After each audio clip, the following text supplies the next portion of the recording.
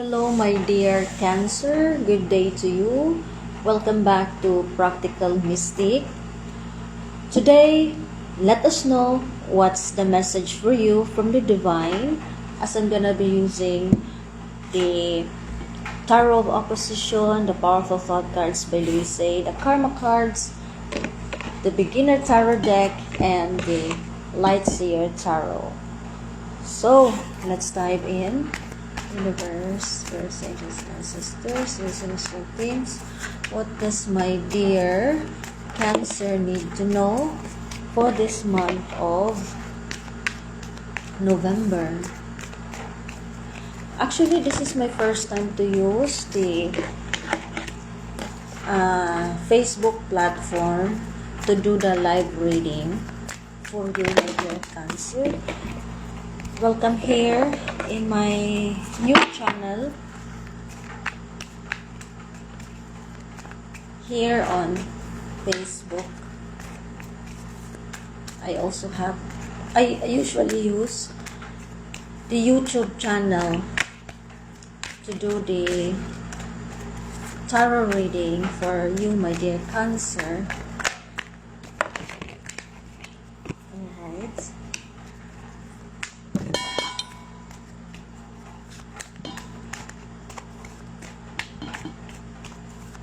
Universe.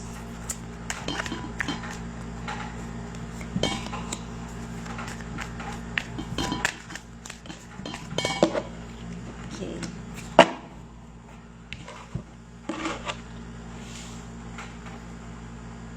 Ang pangalawang deck na gagamitin ko ay ang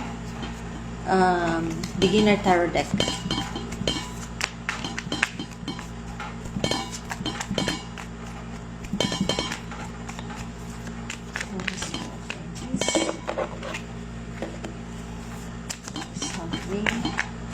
To deliver the message for my dear Cancer.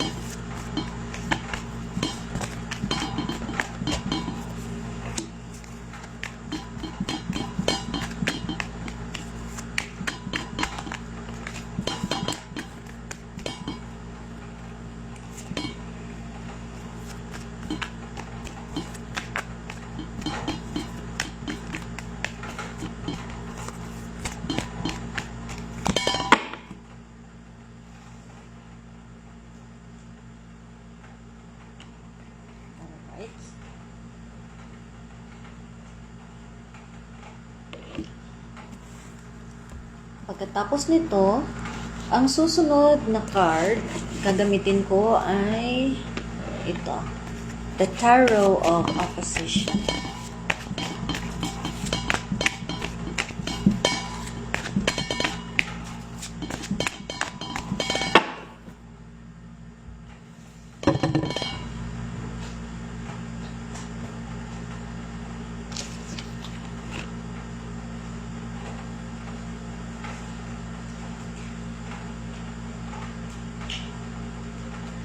Isang card lang ang kukunin ko dyan. Tapos, ito.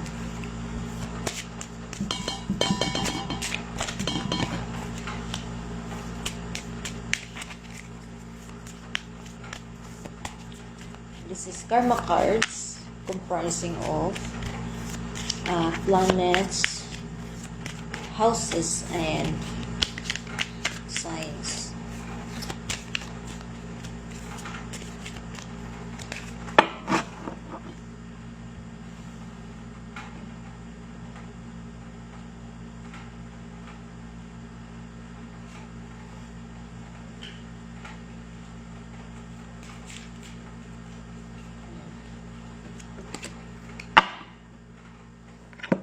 Okay. So, ang huli is ito. Powerful Thought cards by Louise Hay. This card is about affirmations, no? Nakakatulong ito sa iyo para malagpasan mo kung ano man yung kinakaharap mo na problema.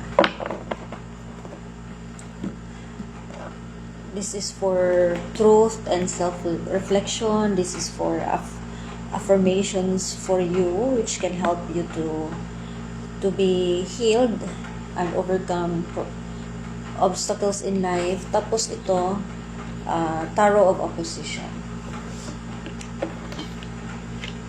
So, let's dive in.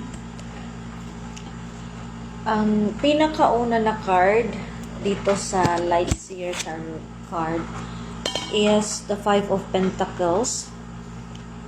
The Five of Pentacles is saying na dumaranas ka sa matinding pagsubok or kahirapan. Siguro ito ay may kinalaman sa pera, no? Or kaya naman malayo ang oportunidad sa iyo. Okay? The universe is actually very abundant. Kaya lang hindi mo siya nakikita or kaya sadyang malayo ka lang talaga sa abundance ng universe. Parang hindi mo siya ma-reach out. Kagaya nito, ang susi ay nandito. Samantalang yung lock or yung doorknob nandito banda.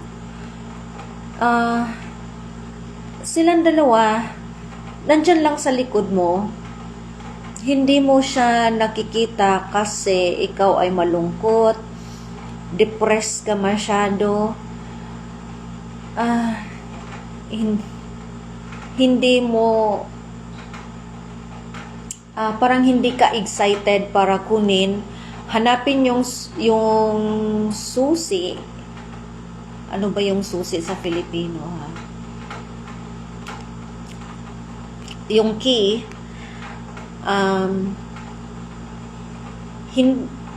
Kulang ka ng excitement para hanapin yung oportunidad at sunggabin yung oportunidad para mabuksan ito at matanggap yung abundance ng universe, no?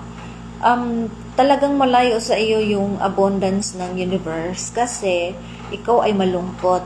Ang kalungkutan ay isa na yan sa mga low vibrational energy, low vibrational emotions, low vibrational energy in motion. Yung ganon.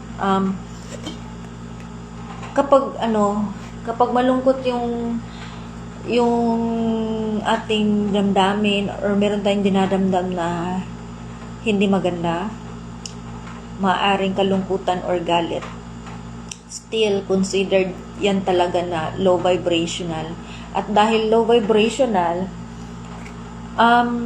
kulang ka ng lakas ng loob para lumingon doon sa may key or yung susi, at saka mabigat yung katawan mo, hindi mo kayang dalhin yung susi at buksan itong pintuan ng blessings, no, or oportunidad, no? And siguro kasi nga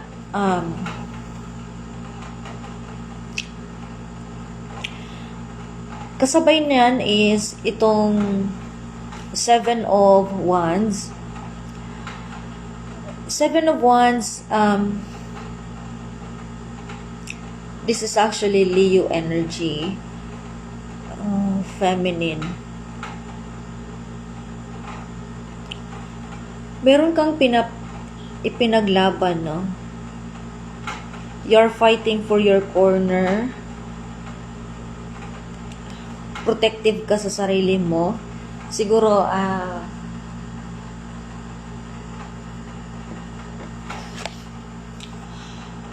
parang natatakot ka na harapin yung may tinatakot kang parang natatakot kang step out mula sa comfort zone mo. Gusto mo lang talaga or nakasanayan mo lang talaga na magstay dyan sa comfort zone na meron ka. Natatakot kang lumabas sa comfort zone mo kasi ikaw ay very protective sa sarili mo. Ayaw mong masaktan ka. You're very defensive. Okay? And you have your opposing stamina. And you are maintaining control. Meron ka kasing prinsipyo na gusto mo kung saan ka komportable, yun lang, doon ka lang magstay. Ayaw mo ng mga changes. Ayaw mo ng parang yung tinatawag na progress. So, dyan ka lang, protective ka. Hindi mo gustong lalabas sa comfort zone mo kasi dyan ka na nasanay, komportable ka na, kontento ka na kung saan ka man ngayon. Parang ayaw mo nang lumabas sa comfort zone mo. And at the same time, you are very protective kasi ayaw mong masaktan, no, sa mga posibilidad na mangyayari in the future. You're very protective about yourself to the extent na parang na-bored ka na, nahihirapan ka, at dahil nahihirapan ka, hindi mo kayang parang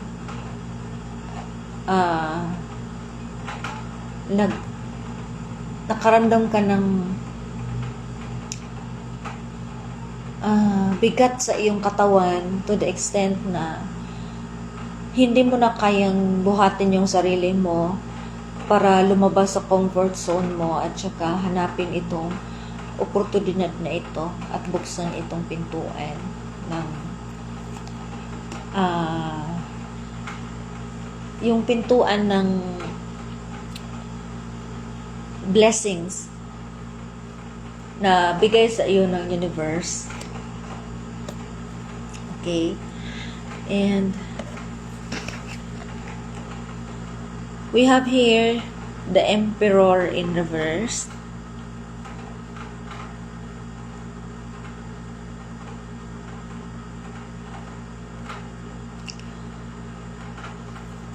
Itong Emperor na ito, sa katunayan ay confident siya sa sarili niya, kaya niyang mag-lead sa kanyang pamahalaan or lugar na kinatatayuan niya. He is his own boss. Pero ang nangyayari dito, parang isang emperor na kulang sa decision making.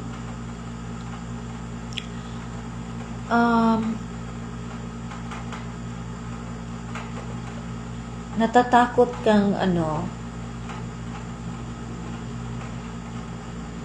ma-overpower ng iyong mga tauhan, parang ganon.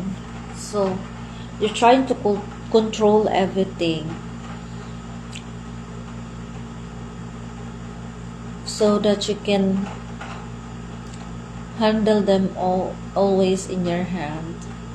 And yet I'm not sure if everybody is satisfied with the way you manage your company, your job, your coworkers, employees, parang ganun.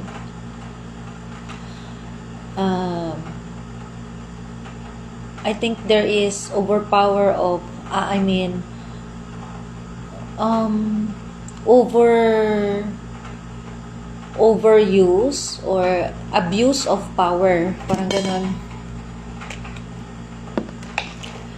And with the Emperor in reverse is itong tinatawag na Five of Swords.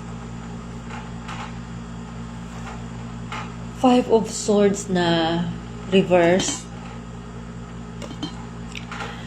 Okay,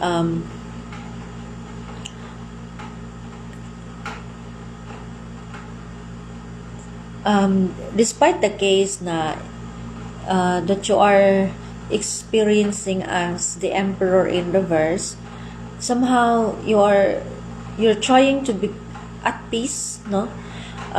Gumagawa ka ng paraan para ma-resolve ba ang problema, kung ano man yung problema na kinakaharap mo at ng iyong mga katrabaho.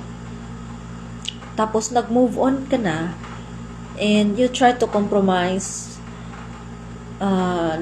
the circumstance that you are facing with somebody else. And ang paraan lang talaga para ma-resolve yung problema is komunikasyon lang talaga. Makipag-usap, makipag-ayos, makipag-usap ng masinsinan sa ibang tao, kung sino man yung mga tao na nagkaroon kayo ng di pagkakaunawaan. Okay?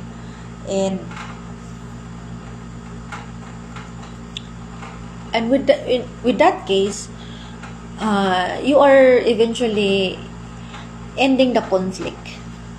Okay? Mariresolba or matatapos lang yun talaga yung hindi pagkakaintindihan or yung kaguluhan kung nag-uusap kayo ng masinsinan, no?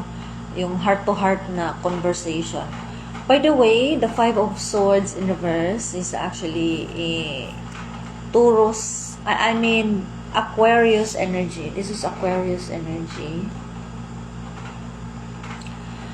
Maganda ito na oportunidad na makipag-ayos sa ibang tao sa pamamagitan ng masinsinan na pag-uusap, kasi ang chakra natin is very active. Okay? It is open.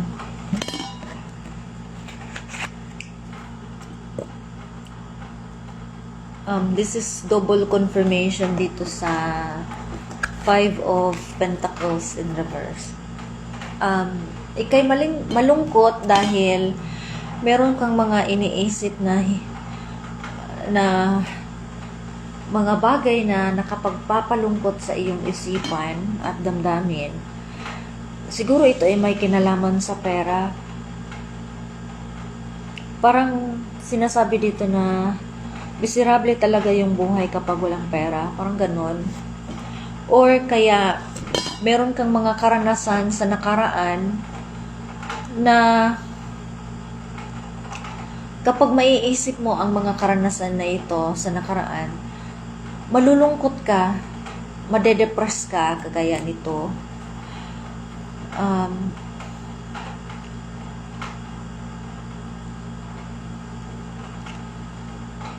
Ito lamang yung nakapagbibigay kalungkutan sa damdamin. Madilim dito sa gitna. So, ibig sabihin, yung ating heart chakra ay unti-unti nang parang nagiging low vibrational dahil marami tayong iniisip na hindi maganda sa ating kaisipan.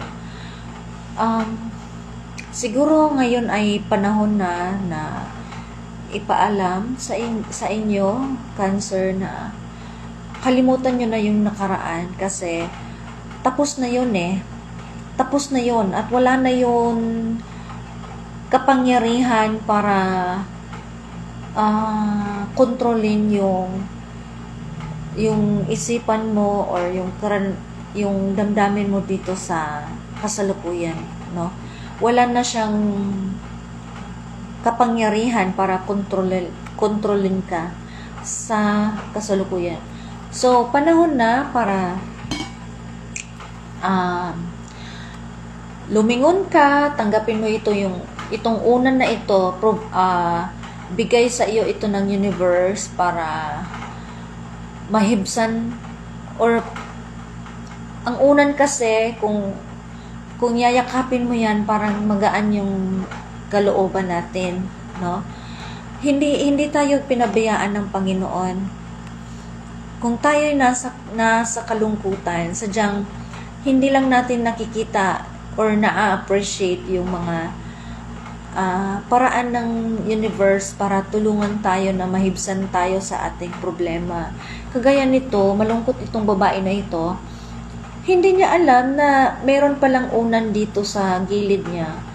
Ito, provision na ito ng universe para tulungan siya na kung yayakapin niya itong unan na to, is mahibsan yung dinaramdam niya na kalungkutan sa kanyang damdamin. At kagaya nito, confirmation din ito na hindi tayo pinabayaan ng universe. Sa katunayan, ito bigay ito ng universe, itong susi na ito.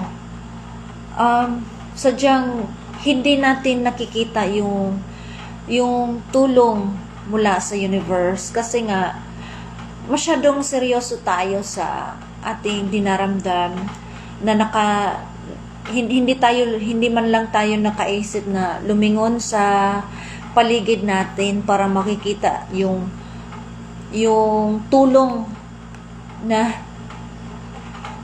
ibinigay ng universe sa atin. So itong babae na to, seryoso siya sa kanyang kalungkutan. Hindi niya namalayan na meron pala ditong susi sa kanyang kiliran, sa bandang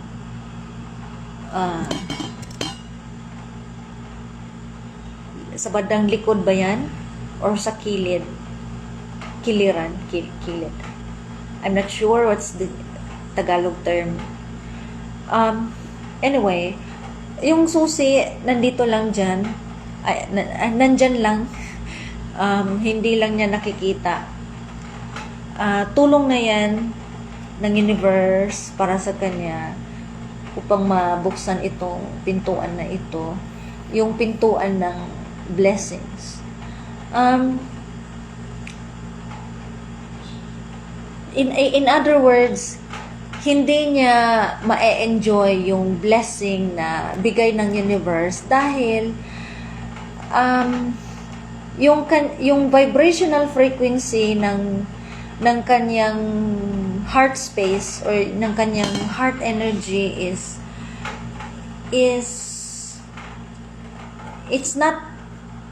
it is not vibrationally matched to the frequency of abundance projected by the universe. Parang ganon. Alright.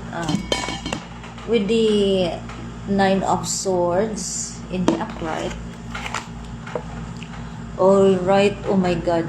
Nakakatakot naman. Ito ay 5 of Swords. Maraming swords masyado ha. Parang sinasabi dito na talagang apektado yung mental energies natin ngayon to the extent na apektado na rin yung heart energy natin. Okay.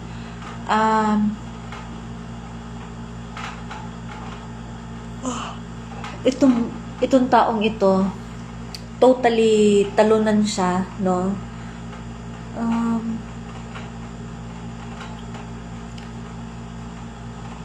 Itong mga kaisipan natin na iniisip natin sa ating utak, ito talaga sila yung mga parang espada na tumutusok sa ating pangangatawan, no?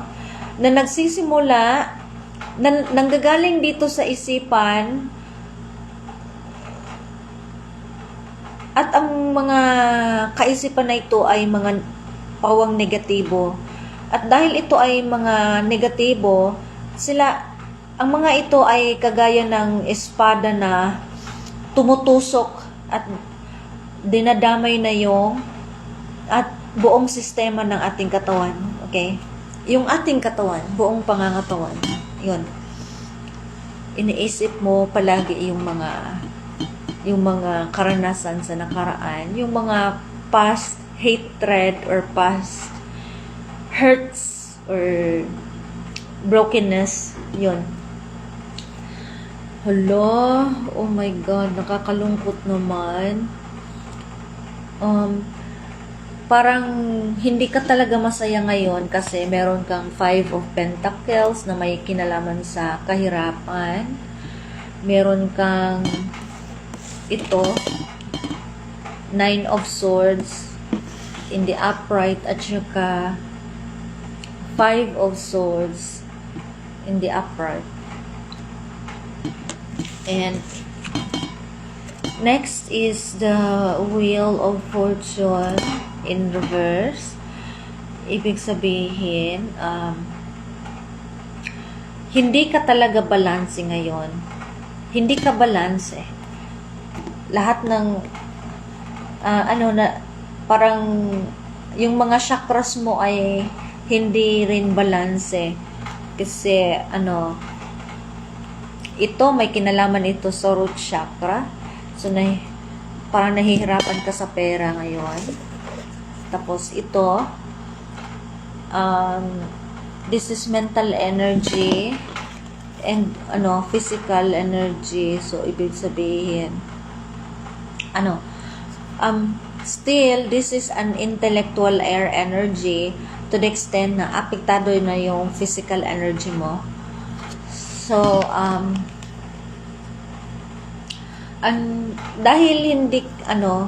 dahil low vibrational ka, hindi mo na-control yung isipan mo na alisin sana sa iyong isipan ang mga pangit na karanasan. Ang ginawa mo, parating mo siyang iniisip. At dahil parating mo siyang iniisip, apektado na yung puso mo, yung heart energy mo. So, both the mental energy and the heart energies that you have are, nakapagpapalungkot ng iyong sistema, no? Apektado yung sistema. So, ang ibig sabihin nito, hindi ka balance ngayon, no? You cannot, you failed to balance your masculine energy and the feminine energy that you have within you. So, confirmation na itong the Wheel of Fortune, the Wheel, dito sa 5 of Pentacles, na kung saan hindi mo natanggap yung abundance ng universe, yung blessings, yung swerte at magandang oportunidad dahil hindi mo nabalanse yung sarili mo, no? Hinayaan mo lang kasi yung mga negatibong kaisipan na pumapasok sa iyong utak. At dahil nakatira na yan dyan sa utak mo, apektado na yung kaisipan mo. Kasi sa bawat bagay na iniisip natin, meron talaga siyang corresponding response to our physical body or physical energy. And with that, dahil negatibo yung kaisipan mo, meron ka talagang maiisip din or mararamdam din na ayon sa yung kaisipan, no? Kung negatibo yung kaisipan natin, so negatibo din yung ating pakiramdam. At dahil negatibo ang pakiramdam, yung buong sistema natin ay apektado na. Lalo na yung 6 na chakras na meron tayo sa ating katawan. So, hindi natin ma-attract yung good opportunities or blessings na bigay sa atin ng universe. Yun. Na parang hinahatak na tuloy tayo pababa. Okay? So, nakakalungkot.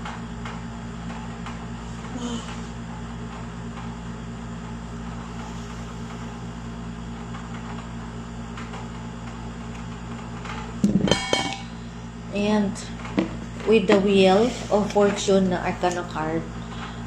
Right. This is the Hangman. This is the Hangman in reverse. Saying na hindi natin ginagamit yung intuition natin. Parang nabigo tayo na pakinggan ang ating intuition or the inner voice that we have within us, no? Yung inner voice, yung intuition kasi, yun yung inner voice na meron tayo sa ating kalooban, at yung inner voice na yan ay boses ng ating kaluluwa, no? Kasi yung kaluluwa natin, yun ang ating inner compass. Alam ng ating kaluluwa kung ano yung mission natin dito sa world, ano yung dapat nating gawin, ano yung destiny natin. Kaya ang nangyayari kapag nandito na tayo sa world, nalilimutan natin kung ano talaga yung purpose natin dito sa earth, ano yung dapat natin gawin. Kasi dumaan tayo sa iba't ibang stage, kagaya ng infancy, childhood, adulthood, and old age. Parang yun, dumaan tayo sa mga stages na yan. So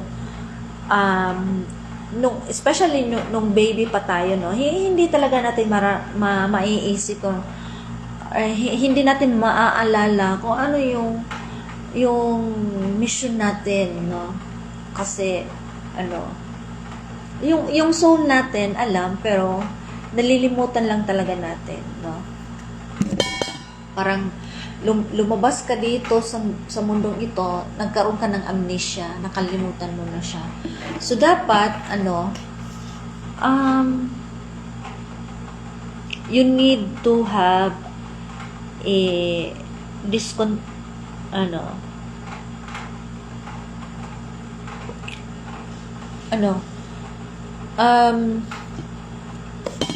ang ibig sabihin nito, Hangman in reverse, is that hindi ka balanse kasi hindi ka na nakikinig sa intuition mo, no? You have your discontentment with you, and you're also experiencing apathy, or ang iba sa inyo ay hindi matapat, no? Dishonest, and definitely you are experiencing stagnation, no? And impulsiveness, negative. You are having that negative patterns, detachment, no? So yun. With that, we have here the signs, and the signs that you have is Libra.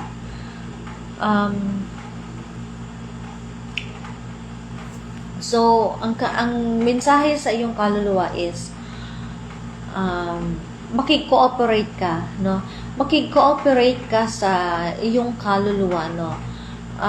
In order to achieve perfection, and with that, ang mensahe sa iyong kaisipan ay gumawa ka ng desisyon, no? Panahon na para gumawa ka ng desisyon. At sa iyong physical aspekto naman ay kung ano man yung ginagawa mo na desisyon, magbubunga iyan ng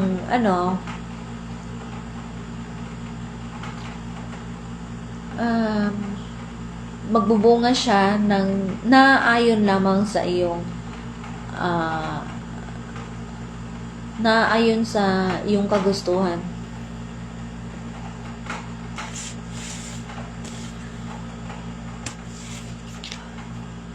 And we have here the Queen of Wands. The Queen of Wands na negative.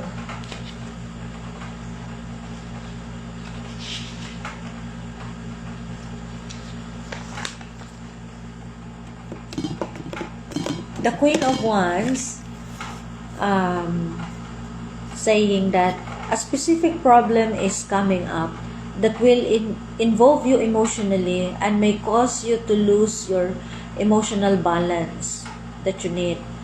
So, upcoming situations require rationality, calculation, coolness.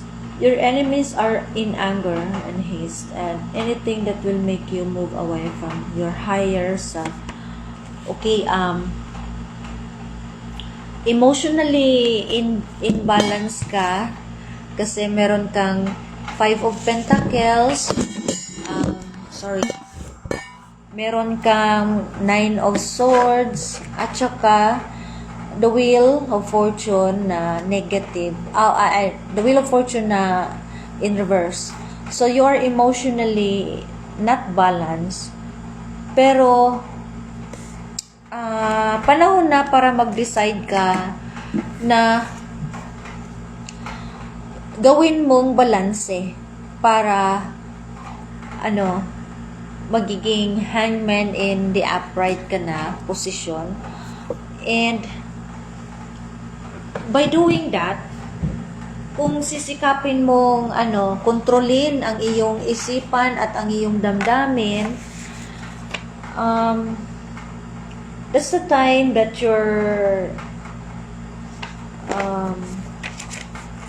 that you would overcome the circumstance. Okay?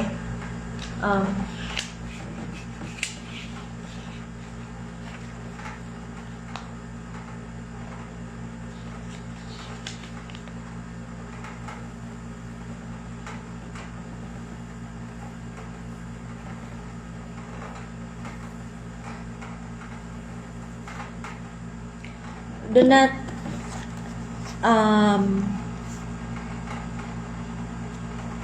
not be influenced by the negative thoughts from the past. Okay? You may encounter angry, ungenerous ka dahil double confirmation dito sa the Emperor in reverse. So, at dahil hindi ka generous, so parang nafe-feel mo na hindi generous yung Panginoon sa iyo, no, na nafe-feel mo na nagkaranas ka ng kahirapan, no. Talagang totoo yan na kung anong gagawin mo sa ibang tao, yun na din ang mangyayari sa iyo, no? Hindi ka mapagbigay sa ibang tao, so ang nangyari, nafe-feel mo na hindi mapagbigay sa iyo yung universe. In fact, sa katunayan, mapagbigay talaga yung universe, kasi yung universe, ang ating Panginoon, mapagmahal, mapagbigay, lahat na ng positibo na aspeto na nasa kanya. Nandito na yung key, nandito na yung susi. Sadyang hindi mo talaga siya maabot kasi nga ikaw mismo sa iyong pangangatawan, low vibrational ka na.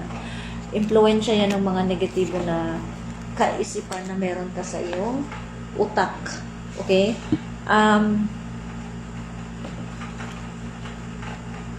So, ang advice ko sa iyo is do not be influenced or fall into the same negative conditions as them. Physical and emotional weakness and moral fatigue are likely be aware of any tendency to self-wound. So, to oppose this impulse, you have to breathe in love into the depths of your noble heart.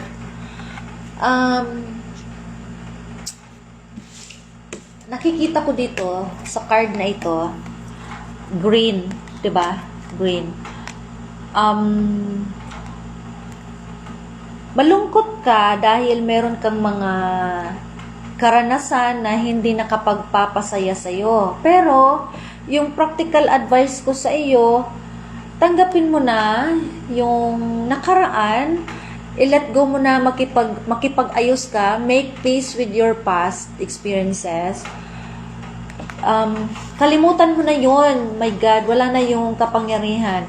I-declare mo sa sarili mo na wala na yung, ang mga malungkot mong isipan ay wala nang kapangyarihan para kontrolin ka dito sa kasalukuyan. Okay? So, it's time. It's time to breathe in love. Breathe in love in order to activate our heart chakra and our heart energy field, so that if the universe is vibrational, if the frequency of the universe is vibrationally matched to the frequency of your energetic frequency of your heart, then you will eventually attract opportunities, the doors of opportunity. Okay? And the last card for you is that your home is a peaceful haven. Wow. Kahit pa man malungkot ka, nandyan ka pa rin sa lugar na nakapagbibigay sa iyo ng kapayapaan. Kagaya nito, kung nakikita mo, malungkot ka lang, malungkot ka, pero sa iyong paligid, maraming paraan ang universe para i-comfort ka. Sadyang hindi mo lang siya nakikita kasi hindi man kayo vibrationally matched ng universe. Yung universe is highly vibrational, masayahin, ganon, kaligayahan, kapayapaan, kayamanan, yon, parang ganon, kasaganahan, karangyaan, yon, lahat ng mga positibo ay meron sa universe. Tapos ikaw, malungkot ka, so nag-a-attract sa'yo yung kahirapan, kalungkutan, miserableng buhay, parang ganon. So, dapat mo nang i-fill in ang iyong isipan ng mga positibo na pananaw. Panahon na ngayon para mag-decide na punuin mo ng magagandang alaala ang iyong isipan at maging appreciative ka sa iyong paligid. Kagaya nito, actually yung tahanan mo, it is a haven. It is a perfect place for you to enjoy. Umupo ka dito, nakalagay yung paa mo dito, or yung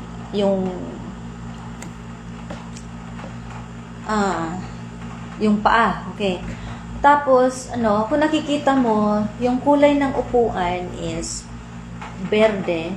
Now, green actually signifies peace, tranquility, relaxation. Tapos, yung kulay ng paligid sa bahay mo, yung pader, ay it is a warm color. So the warm colors like this signifies love, affection, emotional availability or emotional security, parang ganon.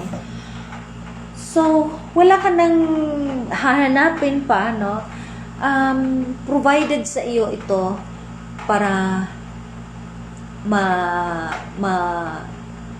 mabawasan yung kalungkutan na meron ka. Okay? And affirm this to yourself. You bless your home with love. You put love in every corner. And your home lovingly responds with warmth and comfort. You are at peace. Okay? So, ito, again, yung payo ko sa iyo is tanggalin mo na yung mga negatibong kaisipan sa iyong utak. Punuin mo yan ng mga positibo na mga pananaw, positibo na mga kaisipan at magagandang karanasan para mag-a-attract sa iyo itong pintuan ng blessings mula sa universe. Okay? So, ito lang lahat ang masasabi ko sa iyo, my dear Cancer, and see you in the next reading. Love and light.